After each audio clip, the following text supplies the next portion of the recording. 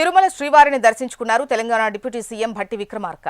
VIP విరామ సమయంలో కుటుంబ సభ్యులతో కలిసి ఆయన స్వామివారిని దర్శించుకుని మొక్కులు చెల్లించుకున్నారు. దర్శన అనంతరం ఆలయ రంగనాయకుల మండపంలో వేద పండితులు వారిని వేద మంత్రాలతో ఆశీర్వదించగా టీటీడీ అధికారులు పట్టు వస్త్రాలతో సత్కరించి తీర్థ ప్రసాదాలు అందజేశారు. తెలంగాణ రాష్ట్రాన్ని ఆర్థిక, సామాజిక, రాజకీయంగా అభివృద్ధి చేసే విధంగా త్వరలోనే బడ్జెట్ ప్రవేశపెట్టబోతున్నట్టు తెలిపారు భట్టి విక్రమార్క.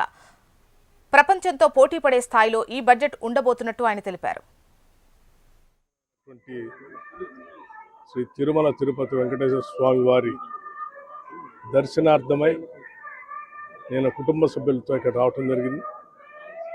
ఆ పెద్ద కుమారుడు సూర్య విక్రమాదిత్య పెళ్ళి అయిన తర్వాత స్వామివారి ఆశీస్సులు తీసుకోవటం కోసం, అలాగే కొద్ది రోజుల్లోనే తెలంగాణ రాష్ట్ర ప్రభుత్వం తరఫు నుంచి శాసనసభలో బడ్జెట్ ప్రవేశపెట్టబోతా ఉన్నాం.